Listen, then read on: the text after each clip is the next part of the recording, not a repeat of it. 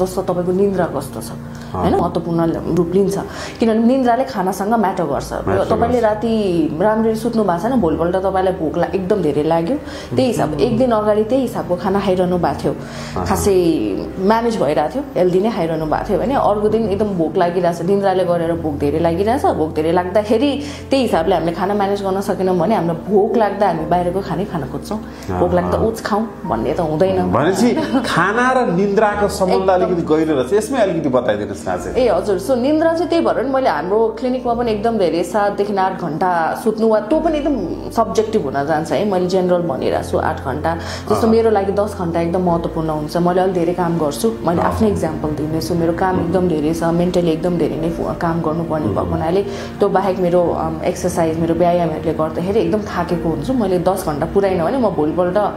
मेरो त्यो जुन हिसाबको मेरो प्रोडक्टिभिटी थियो त्यो हुँदैन अथवा कसैलाई 6 घण्टामै पर्याप्त पुग्छ आरामले हजुरले सद्गुरु सुन्नु भएको छ होला 5 घण्टा 4 घण्टा सुत्नुहुन्छ हैन उहाँ ध्यान गर्नुहुन्छ उहाँको मेबी युजुअली हाम्रो जस्तो धेरै दिमाग ओभरवर्क पनि हुँदैन होला सो आफ्नो लागि आफ्नो निन्द्राको समय महत्त्वपूर्ण हुन्छ तर त्यो निन्द्रा पुर्याउनु एकदम महत्त्वपूर्ण छ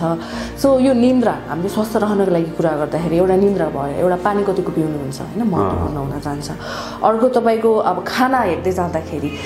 सो यदि कोही इन्टरमिटेन्ट फास्टिङ गरिरहनु भएको छ भने त्यही रुटिनलाई त्यही हिसाबले फलो गर्ने आफ्नो खानाको टाइमिङहरु कस्तो छ त्यही हिसाबले मिलाउने किनभने खानाको टाइमिङहरु पनि महत्त्वपूर्ण हुन जान्छ